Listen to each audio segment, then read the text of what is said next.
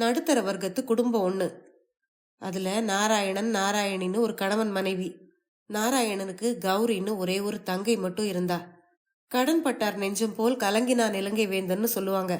அந்த மாதிரி நாராயணனுக்கு ஒரு கடன் இருந்தது. கொஞ்சம் கொஞ்சமா பணத்தை சேர்த்து அந்த கடனை எப்படியாவது அடைச்சிடணும்னு அவன் நினைச்சான். ஆனா ஒவ்வொரு மாசமும் நிலைமை ஏறுக்கு மாற ஆகிட்டே வந்தது. நமக்கும் ஏதாவது ஒரு புதையல் கிடைக்கும், நாமும் அந்த கடனை அடைச்சிடலாம் அப்படின்னு மனைவி கிட்ட கேலியா சொல்லுவான் நாராயணன். அந்த மாதிரி ஏதாவது புதையல் கிடைச்சதா, அவனுடைய கடன்கள் எப்படி அடைஞ்சது அப்படிங்கிறது தான் இந்த கதையில நீங்க கேட்க போறீங்க.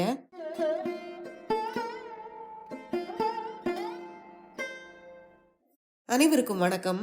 நீங்கள் கேட்டுக்கொண்டிருப்பது கதை ரேடியோ தமிழ். இன்னைக்கு நீங்க கேட்க போற மாதம் பிறந்தது அப்படிங்கிற கதையை எழுதியவர் ஜி.எஸ். மணி அவர்கள். இந்த சிறுகதை வெளிவந்த ஆண்டு 1957. கதைக்குள்ள போறதுக்கு முன்னால சேனலுக்கு வந்திருக்கிற எல்லாருக்கும் என்னுடைய அன்பான வரவேற்புகள். இப்ப வாங்க கதையை ஆரம்பிக்கலாம். அன்னைக்கு தான் மாசத்தோட கடைசி தேதி. மறுநாள் பொழுது விடிஞ்சா முதல் தேதி. நாராயணன் தன்னோட மணிப்பர்சை திறந்து அதுல இருந்ததை மறுபடி ஒரு தடவை எண்ணி கணக்கு பார்த்தான். அந்த பர்ஸ்ல மீதம் இருந்தது 15 ரூபாய் 12 அணாக்கள் தான். எத்தனை தடவை எண்ணினாலும் எவ்வளவு கணக்கு பண்ணாலும் அந்த மாசத்தோட மீதி 15 ரூபாய் 12 அணா 6 பைசா தான். அதுவும் அந்த காசு எப்படி மீதமாச்சு தெரியுமா? அந்த மாதத்துல நாராயணன் ஒரு சினிமாவுக்கு கூட போகல. தேவைக்கு அதிகமா ஹோட்டல்ல ஒரு கப் காப்பி கூட சாப்பிடல. அடிக்கடி வெத்தலை போடுறதையும் நிறுத்திட்டான். இந்த மாதிரி சில்லறை செலவுகளை குறைச்சதால தான் இந்த தொகை மிச்சமாச்சு. அந்த காசை பார்த்ததும் அவசியமே இல்லாம அது வரைக்கும் ஒவ்வொரு மாதம் 15 ரூபாய்களை விரயம் பண்ணியிருக்கோமே அப்படின்னு அவனுக்கு தோணுச்சு. சிக்கனமாயிருந்து தான் மிச்சம் பிடிச்ச சந்தோஷத்தை மனைவி கிட்ட போய் பகிர்ந்துக்கணும்னு அவனுக்கு தோணுச்சு. அறையில உட்கார்ந்தபடியே நாராயணி நாராயணி இங்க வா அப்படின்னு சத்தமா கூப்பிட்டான். அவன் மனைவியும் வந்தா.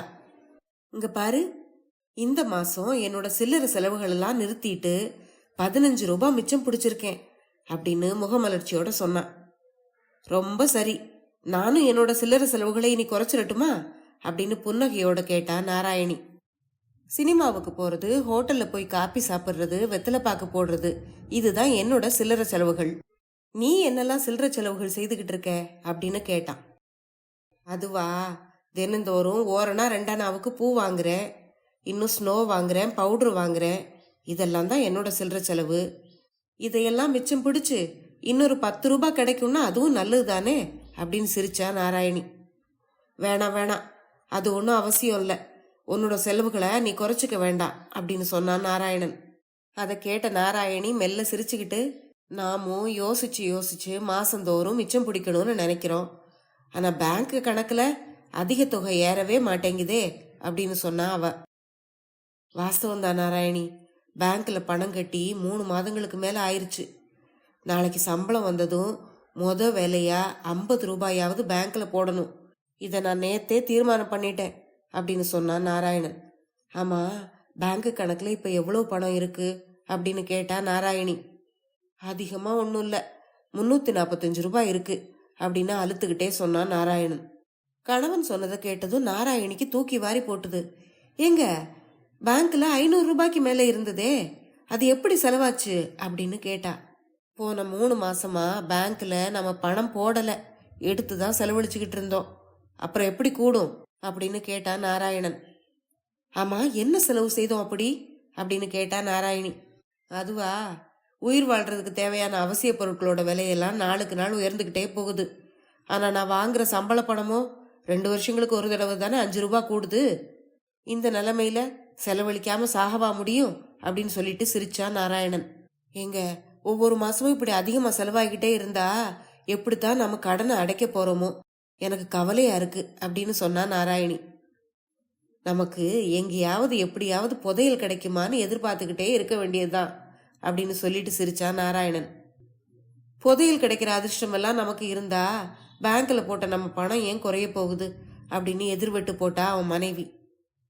ஆமா, கையில ஒரு தம்பிடிக்கு கூட வழி இல்லாம இருக்கும்போது எதிர்பாராம கிடைக்கிற பணத்தை தான் புதையல்னு சொல்றோம். ஆனா வேண்டாதப்போ கிடைக்கிற பணம் நமக்கு எப்படி புதையல் ஆகும் அப்படின்னு கேட்டான் நாராயணன். அப்போ கையில இருக்கிற பணமெல்லாம் கரைஞ்ச பிறகு நமக்கு கட்டாயம் அதிர்ஷ்டம் வரும்னு நீங்க சொல்றீங்களா அப்படின்னு சிரிச்சுக்கிட்டே கேட்டா நாராயணி. ஆமா நாராயணி, ஆகிற செலவை பார்த்து மலைச்சு போகாம இருக்கணும்னா அப்படி எதையாவது நினைச்சுக்கிட்டு ஆறுதல் அடைய வேண்டியதுதான் அப்படின்னு சொன்னான் நாராயணன். அப்போ சேர்த்து வைக்கிறத பத்தி எதுக்கு இவ்வளவு தீவிரமா யோசிச்சு மண்டைய உடைச்சுக்கிறீங்க? காசு காலியானாலும் புதையல் கிடைக்கும் அப்படின்னு சந்தோஷத்தோட இருக்கலாமே அப்படின்னு சொன்னான் நாராயணி. நீ சொல்றதும் சரிதான், ஆனாலும் புதையல் கிடைக்கிற வரைக்கும் சும்மா இருக்காம சொந்த முயற்சியில ஏதாவது முண்டி அடிச்சு பார்க்கலாங்கிற ஆசைதான் அது அப்படின்னு நாராயணன் சொன்னான். கணவனும் மனைவியும் சேர்ந்து பணத்தை பத்தின இப்படி ஒரு ஆராய்ச்சியில் ஈடுபட்டுக்கிட்டு இருந்தப்போ நாராயணனோட நெருங்கின சிநேகிதன் ரொம்ப அவசரமா அவன்கிட்ட வந்தான். வேக வேகமா வந்த அவனை பார்த்து, என்னடா இப்படி தலை போற அவசரம் உனக்கு, எங்க நிலப்படியில் இடிச்சுக்கிட்டு நிக்க போறியோன்னு நான் பயந்தே போயிட்டேன் அப்படின்னு வந்தவனை நாராயணன் வரவேற்றான். நாராயணா, ரொம்ப அவசரமான காரியம்தான்டா. என் மாமியார் இறந்து போயிட்டாளாம். இப்பதான் தந்தி வந்தது. இன்னைக்கு ராத்திரி மெயிலையே என் மனைவியை அனுப்பி ஆகணும். மாத கடைசி வேற ஆயிருச்சு இல்லையா? என் கையில ஒரு பைசா கூட பணம் இல்லை. அதனாலதான் உன்னை தேடி வந்தேன். ஒரு 15 ரூபாய் இருந்தா கொடுக்க மாட்டியா? அடுத்த மாசம் சம்பளம் வாங்கின உடனே திருப்பி தந்துடுறேன் அப்படின்னு அவசரமா கேட்டான் அவன். மௌனமா மனைவியை திரும்பி பார்த்த நாராயணன் மறுபேச்சு பேசாம தாங்கிட்ட இருந்த 15 ரூபாயை எடுத்து நண்பன் கிட்ட கொடுத்து அனுப்புனான். அதை பார்த்த நாராயணி, ஐயோ பாவம், சிக்கனமா இருந்து நீங்க சேர்த்த உங்க பணம் ஒரே நொடியில கரைஞ்சு போயிருச்சே அப்படின்னு சிரிச்சா. என்ன செய்யறது நாராயணி, நீயே சொல்லு. இந்த சமயத்துல அவனுக்கு உதவாம அந்த பணம் நம்ம கிட்ட இருக்கிறதுல என்ன பயன்? அதுவும் இல்லாம நான் பேங்க்ல கணக்கு வச்சிருக்கேங்கிறது அவனுக்கு தெரியும். அவன் கஷ்டத்துல வந்து கேட்கும்போது இல்லைன்னு சொல்றது எப்படி அழகா இருக்கும் அப்படின்னு கேட்டான் நாராயணன். அது சரி, நீங்க ஏற்கனவே சொன்ன மாதிரி நாளைக்கு பேங்க்ல 50 ரூபாய் கட்டிடுவீங்க இல்லையா அப்படின்னு கேட்டா நாராயணி. இப்போ அது முடியாதுன்னு தோணுது. அதுலதான் 15 ரூபாய் இப்ப நழுவி போயிருச்சே. ஏதோ நாளைக்கு விடியட்டும், அப்புறம் அதை பத்தி யோசிச்சுக்கலாம் அப்படின்னு சொன்னான் நாராயணன். இப்படி ஒவ்வொரு மாசமும் நாராயணன் குடும்ப செலவுகளுக்காக போராடிக்கிட்டு தான் இருந்தான். இந்த போராட்டம் இன்னைக்கு நேத்து தொடங்குனதில்ல. அவனோட அப்பா காலத்துல இருந்தே அது தொடங்கிருச்சு. அவனோட அப்பா பள்ளிக்கூட வாத்தியாரா வேலை பார்த்தாரு. அதுக்கு அவருக்கு கிடைச்ச சம்பளமும் ரொம்ப குறைவுதான். ஆனா வாழ்க்கைக்கு வேண்டிய ஜாமான்கள் எல்லாமே அந்த காலத்துல கொள்ள மலிவா கிடைச்சது. ஆனா அப்படிப்பட்ட காலத்திலேயே அவங்க அப்பா குடித்தனம் நடத்த கஷ்டப்படத்தான் செய்தாரு. அவனை படிக்க வச்சு முன்னுக்கு கொண்டு வர வேணும்னு அவர் பட்ட பாடு கொஞ்சம் நெஞ்சம் கிடையாது. எப்ப பார்த்தாலும் போதாத கொடுமைதான். வருமானம் பத்தல. அதனால அவன் பள்ளி படிப்புக்கு தேவையான புத்தகங்களை வாங்கி கொடுக்க பணம் இல்லை. நல்ல சட்ட துணி கிடையாது. அவனுக்கு பிறகு பிறந்த தங்கச்சிக்கு உடுத்திக்க நல்ல பாவாடை கூட கிடையாது. வீட்டுல நகை நட்டுகள் எதுவுமே இல்லை. அதனால நல்ல நாள் இல்லை, கிழமை இல்லை, எப்பவுமே கஷ்டம்தான். இது வேணும் அது வேணும்னு அவங்க பெருசா எதுவும் ஆசைப்பட்டதும் இல்லை. அப்பப்போ விற்கக்கூடியது எல்லாத்தையும் வித்து வித்து தான் அவசர தேவைகளை பூர்த்தி பண்ணிக்க வேண்டி இருந்தது. பரம்பரை சொத்தா வந்துகிட்டு இருந்த 3 காணி நிலத்துல 2 காணிகளை அவங்க அப்பா காலத்திலேயே வித்து தீத்தாச்சு. மீதி இருந்தது ஒரே ஒரு காணி நிலம்தான். நாராயணன் படிச்சு முடிச்சு ஆளாகி நின்னப்போ அவங்க அப்பா மரண படுக்கையில இருந்தாரு. அப்போ அவர் அவனை பக்கத்துல கூப்பிட்டு, நாராயணா, நீ உலகம் தெரிஞ்ச பிள்ளையாயிட்ட. இனிமே உனக்கு நான் அதிகம் சொல்ல தேவையில்லை. நீ பொறுப்போட புத்திசாலித்தனமா நடந்துக்குவேன்னு நம்புறேன். நம்ம கிட்ட மிஞ்சி இருக்கிறது ஒரே ஒரு காணி நிலம்தான். அதையும் நீ வித்துறாம நம்ம பூர்வீக சொத்தா வச்சுக்கிட்டே வாழணுங்கிறது தான் என்னோட ஆசை. உன்னோட தங்கைக்கு கல்யாணம் பண்ணி வைக்கிற பொறுப்பையும் நீ தான் ஏத்துக்க வேண்டியிருக்கு. என்னதான் வந்தாலும் மிஞ்சி இருக்கிற ஒரு காணி நிலத்தையும் வித்துறாத. பரம்பரையா வந்ததுல அந்த ஒன்னையாவது பத்திரமா வச்சுக்கிட்டு காப்பாத்து அப்படின்னு சொல்லிட்டு அவர் உயிரை விட்டுட்டாரு. அப்பா போன பிறகு அவரோட போராட்டத்தை கையில எடுத்துக்கிட்டு நாராயணன் போராட ஆரம்பிச்சான். எப்பாடுபட்டாலும் அந்த ஒரு காணி நிலத்தை கடன்ல கரைச்சிடக்கூடாதுங்கிறதுல தீர்மானமா இருந்தான். அவனே முன்னால நின்று தன்னுடைய தங்கைக்கு கல்யாணம் பண்ணி கொடுத்தான். அப்போ அவனால கடன் படாம இருக்க முடியல. குடும்ப சொத்தான அந்த ஒரு காணி நிலத்தை அவன் விற்கல. ஆனா அடமானம் வைக்காம அந்த கல்யாணத்தை அவனால நடத்த முடியல. அடமானம் வச்ச அந்த இடத்தை எப்படியாவது மீட்டணுங்கிறதுக்காகத்தான் இப்ப அவன் போராடிக்கிட்டு இருந்தான். மாசம் பிறந்ததும் நாராயணன் 150 ரூபாய் சம்பளம் வாங்கினான். வீட்டு வாடகை, விறகு, வயிறு வளர்க்கறதுக்கு வேண்டிய சமையல் ஜாமான்கள், துணிமணிகள், காப்பி கொட்டை, சர்க்கரை, சினிமா, ஹோட்டல் அப்படின்னு எல்லா செலவும் போக மிச்சம் கண்டுபிடிக்கிறதே பகீரத பிரயத்தனமா இருந்தது. இருந்தாலும் ஒவ்வொரு மாசமும் 25ல இருந்து 50 ரூபாய் மிச்சம் பிடிக்கணும்னு அவன் ரொம்பவும் போராடினான். வீட்டுக்கு வந்த நாராயணன் கிட்ட அவன் மனைவி, இன்னைக்கு முதல் தேதியாச்சே, பேங்க்ல எவ்வளவு பணம் கட்டிட்டு வந்தீங்க அப்படின்னு ஆர்வத்தோட கேட்டா. 345 கணக்குல இருந்தத மறுபடியும் 500க்கு உயர்த்திட்டேன் அப்படின்னு சொன்னான் நாராயணன். அதை சொல்லும் போதே அவனுடைய முகத்துல பெருமிதம் தெரிஞ்சது. அவன் சொன்னதை நம்ப முடியாம நாராயணி திகைச்சு போனா. என்னங்க சொல்றீங்க? நேத்து தான் நமக்கு ஏதோ புதையல் கிடைக்குமோன்னு பயமுறுத்துனீங்க. இன்னைக்கு அந்த புதையல் எங்க இருந்தாவது கிடைச்சிருச்சா அப்படின்னு கேட்டுட்டு சிரிச்சா. புதையல் கிடைக்கும் போது கிடைக்கட்டும், அது கிடைச்சா வேண்டான்னு நான் மறுக்க மாட்டேன். ஆனா இப்போ நான் 150 ரூபாய் பேங்க்ல கட்டி இருக்கிறது உண்மைதான் அப்படின்னு சொன்னான் நாராயணன். என்னங்க சொல்றீங்க? 150 ரூபாய் சம்பளம் வாங்கி அதை அப்படியே பேங்க்ல கட்டிட்டா மற்ற செலவுகளுக்கு என்ன பண்றதா அப்படின்னு கேட்டா நாராயணி. நாராயணி, என் கையில கட்டியிருந்த கடிகாரத்தை 100 ரூபாய்க்கு நான் வித்துட்டேன்.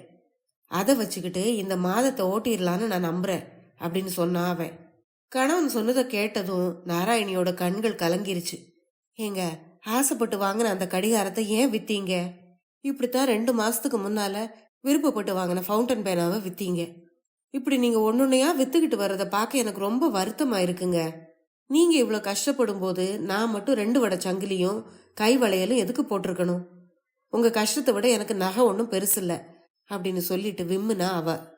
அதை பார்த்து நாராயணன், அசடு, தங்கம் போல உன் மனசுன்னு எனக்கு தெரியாதுன்னு நினைக்கிறியா நாராயணி? நாளைக்கே நமக்கு ஒரு பெண் குழந்தை பிறந்தா அதுக்கு போட்டு அலங்கரிச்சு அழகு பார்க்கறதுக்காகவாவது உங்ககிட்ட நகைகள் இருக்கணும். அதனால அந்த நகைகள் எல்லாம் உங்ககிட்ட இருக்கட்டும். ஒரு ஆணுக்கு பேனாவும் கடிகாரமும் ஒன்றும் பெருசா அழகு கொடுக்கறது இல்ல, அதெல்லாம் வெறும் ஆடம்பரம்தான். ஆனா பெண்ணுக்கு நகைகள் அழக கொடுக்குது, அதிக மெருகு கொடுக்குது. அதை மறந்துட முடியுமா அப்படின்னு சொன்னான். கணவன் சொன்னதை கேட்டதும் நாராயணியோட கண்கள்ல இருந்து கண்ணீர் வழிஞ்சுது. அப்போ அவ 6 மாசம் கர்ப்பமா இருந்தா. எனக்கும் பெண் குழந்தை பிறக்கணும்னு நீங்க ஆசீர்வாதம் பண்றீங்களா? ஏற்கனவே ஒரு தங்கையோட பிறந்துட்டு நீங்க கடன் வாங்கி கஷ்டப்படுறது பத்தாதா அப்படின்னு கேட்டா நாராயணி. அவ சொன்னதை கேட்டதும் நறுக்குன்னு கிள்ளி விட்ட மாதிரி கோபம் வந்துருச்சு நாராயணனுக்கு. என் தங்கச்சியால எனக்கு தாங்க முடியாத கஷ்டம்னு நான் உன்கிட்ட எப்பவாவது சொன்னேனா? அவளுக்காக நான் வாங்கின கடனை கஷ்டப்பட்டு நானே அடைச்சிருவேன். உன் நகைகளெல்லாம் வித்து அதை அடைக்கிறதுக்கு நீ ஒன்றும் முன் வர வேண்டாம். முடிய மட்டும் ஏன் சம்பாத்தியத்துல நான் அதை அடைப்பேன்.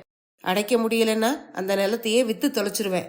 இந்த விஷயத்துல உன் பரிவு ஒண்ணு எனக்கு தேவையில்லை அப்படின்னு வெடுக்குன்னு பேசிட்டான் அவன். நிமிஷ நேரத்துல மனசு மாறி தன்னை தூக்கி எறிஞ்சு பேசின கணவனை பார்த்து, இப்போ நீங்க இவ்வளவு ஆத்திரப்படுற மாதிரி நான் என்ன சொல்லிட்டேன் அப்படின்னு கேட்டுட்டு நாராயணி விக்கி விக்கி அழ ஆரம்பிச்சிட்டா. பதிலே பேசாம நாராயணன் வெளியே போயிட்டான். அற்பமான ஒரு விஷயத்துக்கு அவங்க 2 பேருக்கும் இடையில ஏற்பட்ட அந்த சண்டை 2-3 நாட்கள் நீடிச்சது. ஆனா அந்த 2-3 நாட்கள்லயே நாராயணிக்கு கருக்கலைஞ்சு போச்சு. எந்த விஷயத்த பத்தி அவன் நினைச்சுக்கிட்டு மனசை பிழிஞ்சு எடுத்து வாட்டிக்கிட்டாலோ தெரியாது. அருமையா வயிற்றுல வளர்த்துக்கிட்டு இருந்த கரு அகாலமா கரைஞ்சு போயிருச்சு. நாராயணியோட உயிரை காப்பாத்த நாராயணன் சேர்த்து வச்சிருந்த பணத்தை எல்லாம் தண்ணீரா வாரி எறைச்சிட்டான். உடம்பு தேறி வீட்டுக்கு வந்த நாராயணி, உங்களுக்கு சத்ருவா நானே வந்து முளைச்சிட்டேனே அப்படின்னு வருத்தப்பட்டா. என்ன நாராயணி, உன்னை விட பணம் தான் பெருசுன்னு நான் நினைப்பேன் நினைச்சியா? இந்த மட்டும் நீ படைச்சு எழுந்தியே, அதுவே எனக்கு திருப்தி தான். உன்னோட மனநிலை தெரிஞ்சுக்காம நான் தான் உன்கிட்ட மிருகத்தனமா நடந்துகிட்டேன். என்னை மன்னிச்சிரு நாராயணி அப்படின்னு மன்னிப்பு கேட்டான் நாராயணன். ஆமா, பேங்க் கணக்குல பணம் எவ்வளோ பாக்கி இருக்கு அப்படின்னு கேட்டா நாராயணி. அதை பத்தியெல்லாம் எதுக்கு இப்ப நினைக்கிற? இன்னும் சில மாசங்கள்ல மறுபடியும் சேர்த்துட்டா போகுது அப்படின்னு நாராயணன் சிரிச்சபடியே சொன்னான். ஏது புதையல் கிடைக்குங்கிற நம்பிக்கை பெருசா இருக்கிற மாதிரில தெரியுது அப்படின்னு கேட்டுட்டு சிரிச்சா நாராயணி. பாரு பாரு, தன்னால கிடைக்கும், பார்த்துக்கிட்டே இரு அப்படின்னு சொன்னான் நாராயணன். அடுத்த மாசமும் வந்தது, வளர்ந்தது, போயிருச்சு. அதுக்கு அடுத்த மாசம் வந்தது. அப்போ நாராயணனோட தங்கை கிட்ட இருந்து தந்தி ஒண்ணு வந்தது. அந்த தந்தியில, என் கணவர் திடீரென்று மாரடைப்பால் இறந்து விட்டார், உடனே புறப்பட்டு வாருங்கள், கௌரி அப்படின்னு இருந்தது. நாராயணனுக்கு மூச்சு முட்டின மாதிரி இருந்தது. விழி பிதுங்கி போச்சு. எதை பத்தியும் யோசிச்சுக்கிட்டு நிக்க அவனுக்கு நேரம் இல்லை. மனசுல அமைதி இல்ல, உடம்புல தெம்பு இல்ல. அடிச்சு புரண்டுகிட்டு அவனும் நாராயணியும் அவனுடைய தங்கை வீட்டுக்கு போனாங்க. போன சில நாட்கள்லயே அவன் தங்கை கௌரியோட வீட்டுக்கு வந்துட்டான் நாராயணன். ஆச்சு. புகுந்த வீட்டில் வாழ்ந்துகிட்டு இருந்த தங்கையும் வீட்டோட வந்தாச்சு. அவ வந்து சேர்ந்த சில நாட்களுக்கெல்லாம் அவளுக்கு 3000 ரூபாய் பணம் வந்து சேர்ந்தது. அது அவ கணவன் இன்சூர் பண்ணி வச்சிருந்த தொகை. இந்த பணத்தை வச்சுக்கிட்டு இனிமே நான் என்னென்ன செய்ய போறேன், இது உன்கிட்டயே இருக்கட்டும் அப்படின்னு சொல்லி நாராயணனோட தங்கை அந்த தொகையை அவங்கிட்டயே கொடுக்க முன்வந்தா. வேண்டாமா, அந்த பணத்தை வச்சுக்கிட்டு நான் மட்டும் என்ன செய்ய போறேன் அப்படின்னு கேட்டான் நாராயணன். அண்ணா, என் கல்யாணத்துக்காக அப்பாவோட ஒரு காணி நிலத்தை நீ அடகு வச்சியல்ல, அதை இந்த பணத்தை வச்சு மீட்ரு அப்படின்னு சொன்னா அவன் தங்கை. வேண்டாமா, உனக்கு நான் கல்யாணம் பண்ணி வச்சது என்னோட கடமை, என் பொறுப்பு. அதுக்காக நான் பட்ட கடனை நானே தீத்துருவேன். நமக்காக அண்ணன் செலவு செய்தானே, நாம அண்ணனுக்கு சுமையா வந்துட்டோமேன்னு என்னைக்கும் மனசுல மட்டும் நினைச்சிடாத. கல்யாணம் பண்ணி போயிட்டதால நீ ஒன்னும் வேறையா மாறிடல. என்னைக்கும் நீ என் தங்கை தான். இது உன் பிறந்த வீடு. இந்த வீட்டில் எல்லா உரிமைகளும் உனக்கு இருக்கு. உன்கிட்ட இருக்கிற இந்த பணம் உன்னோட எதிர்காலத்துக்கு பயன்படும். பத்திரமா வச்சுக்கோ. அண்ணன் இருக்கிற வரைக்கும் உன்னை என் கண்ணுக்குள்ள வச்சு காப்பாத்துவேன். கடன் காவலெல்லாம் நினைச்சு நீ கவலைப்படாத. கையில தொழில் இருக்கு, மனசுல உறுதி இருக்கு. உங்க அண்ணன் கட்டாயம் சம்பாதிச்சு கடனை அடைச்சு வாழ்க்கையில முன்னேறுவேன். அதையும் நீ பார்க்கத்தானே போற அப்படின்னு தங்கைக்கு தைரியம் ஊட்டுற மாதிரி ஆறுதலா பேசினா நாராயணன். நாராயணன் இப்படி பேசும்போது கண்ணிமைக்காம தன் கணவனையை பார்த்துக்கிட்டு இருந்தா நாராயணி. துயரத்துல மனசொடிஞ்சு போய் நின்னுகிட்டு இருந்த தன்னுடைய நாத்தனாருக்கு தான் கணவன் சொன்ன அந்த ஆறுதல் வார்த்தைகளை கேட்கும்போது தனக்கும் இது போல ஒரு அண்ணன் இல்லையேங்கிற ஏக்கம் நாராயணியோட மனசுல எழுந்தது. முன்னால போன மாசம் மறைஞ்சு அடுத்த மாசமும் வழக்கம் போல வந்தது. வரவும் செலவும் ஏறி இறங்கினாலும் அந்த குடும்பத்துல அன்பு மட்டும் என்னைக்கும் கூடிக்கிட்டே இருந்தது. கதை முடிவடைந்தது. இந்த கதையை பற்றி உங்களுடைய கருத்துக்களை மறக்காம கமெண்ட்ல சொல்லுங்க. அடுத்த பதிவில் இன்னொரு சுவாரஸ்யமான கதையுடன் சந்திப்போம். நன்றி.